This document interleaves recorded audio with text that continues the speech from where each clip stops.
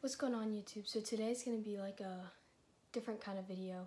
Today I'm going to be explaining my leg injury story. It's kind of a hard story to talk about. It's just a hard topic to talk about, and if you personally know me and you ask me what's wrong, and I probably would have lied to you, or I may have just like told you I like sprained it or something, because this story is very complicated, and a lot of people don't know about it. So today I'm going to be kind of explaining it. So if you ever want to know, this is kind of what I've been going through. So it all kind of started 6th grade. I actually took a dance class that year, and I think it was hip hop. I took a hip hop class, and we were like doing something, and I like rolled my ankle, and it hurt. So we went to the doctor a few days later, and they did an x-ray, and they didn't find anything. So they put me in a boot and said that I like have a small tear in my Achilles. And so I put the boot on, and I had crutches, and I still couldn't walk. Like, even with a boot, I couldn't walk. And so they sent me for an MRI, and they also didn't find anything in there either. So when we went back to the orthopedic, the doctor that I had, he said that I had the signs of a condition called CRPS. It stands for Complex Regional Pain Syndrome. And he's only seen it once before. It is like super rare, and for somebody my age to get it is very rare. So I was diagnosed with CRPS. The signs of it is temperature change in my foot, so it would be like freezing to the point like where if you were to grab like a soda out of the fridge that's been in there for a week, like that's how cold my foot would be.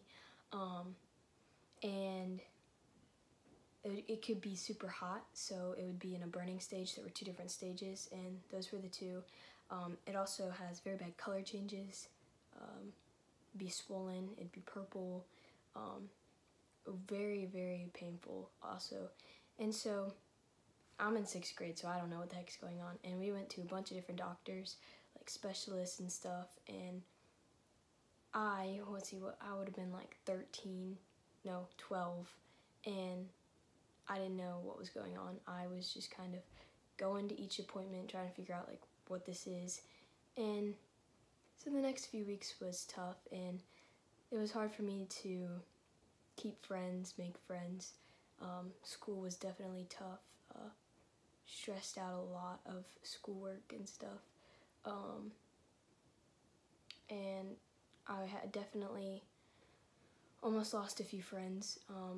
So I had to deal with that. I had to deal with people thinking, like telling me like, this is fake, this injury's fake, like you're just faking it, you're not really hurt, nobody believed me, and like I couldn't really explain it because I didn't really know myself. So definitely hard for me to get around and go to public places, especially like going to stores and stuff, always getting looks from people, and it's hard when people ask you what's wrong and you don't really know, so it's hard to give an answer, which is why I still have a hard time giving an answer.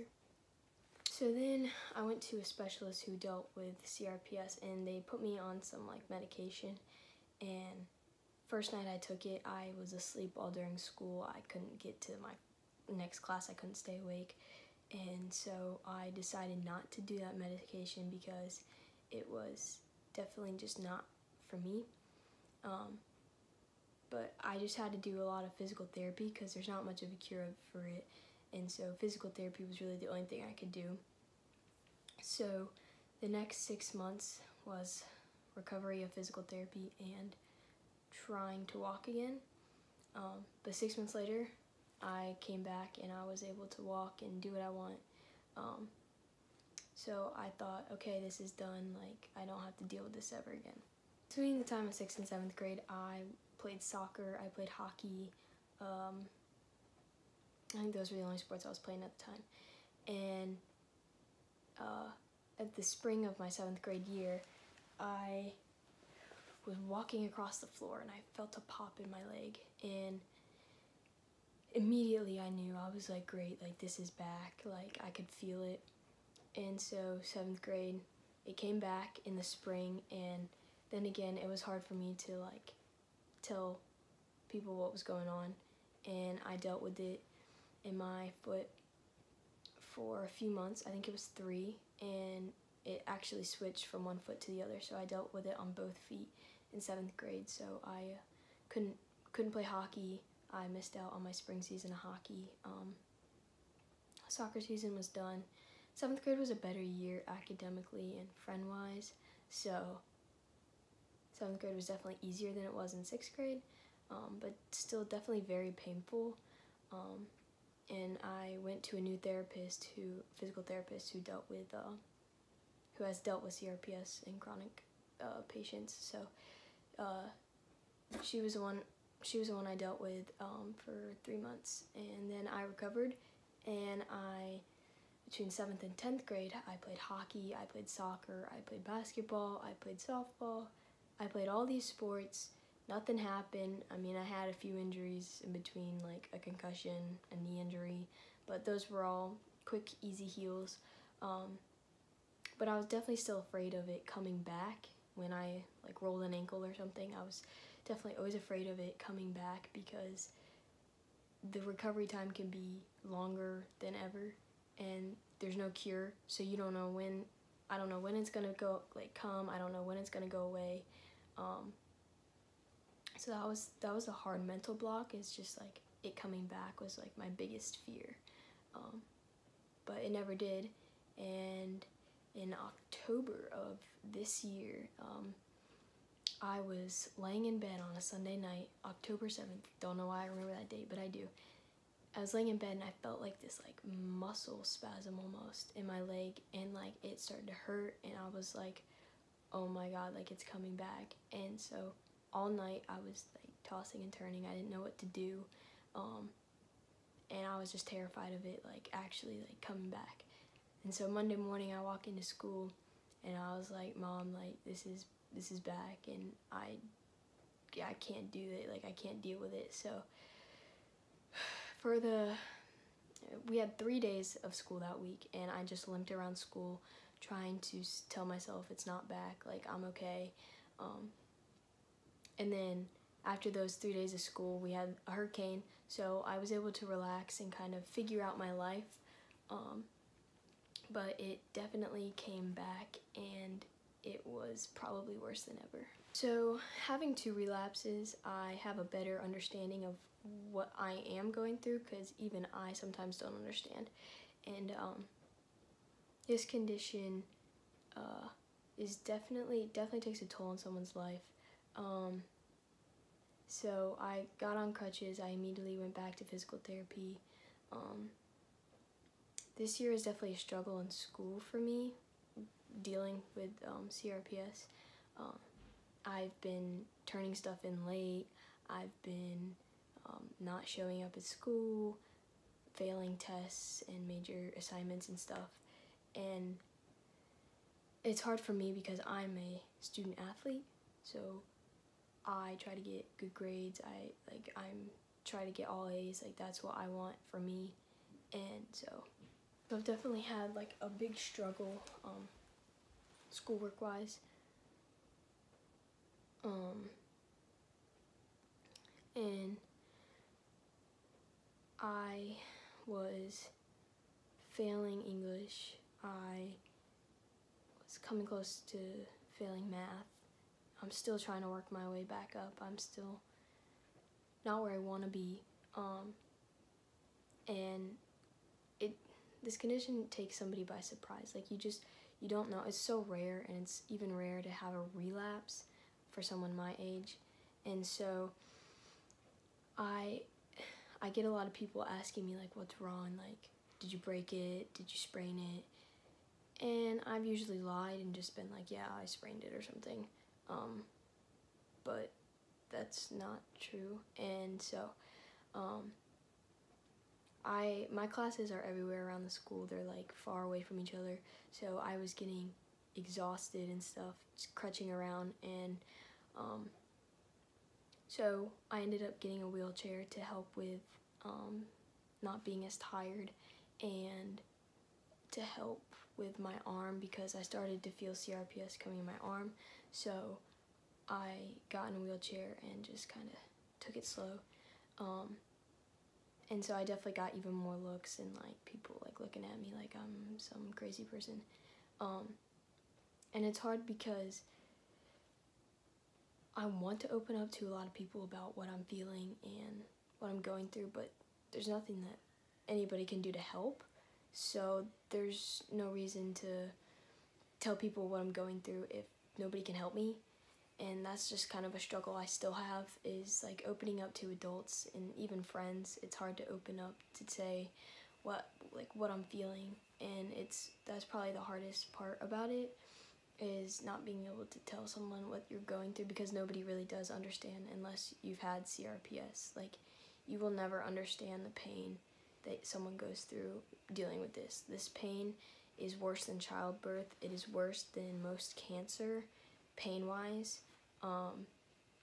According to the McGill scale, I think it is just above all pain, and that's one of the things that I struggle with too as well. When I go through so much pain, because each day is different, so when I'm dealing with bad pain, I can't focus in school, and so that's what takes a toll on my grades. And teachers ask, "Are you okay?" I'm like, "Yeah, I'm fine," when really I'm not, but I don't want to tell them I'm not, because I'm someone who's strong, or tries to show that I'm strong, and I'm such an independent person that having to get help from friends and teachers is struggling for me, is a struggle, because I like to do things on my own.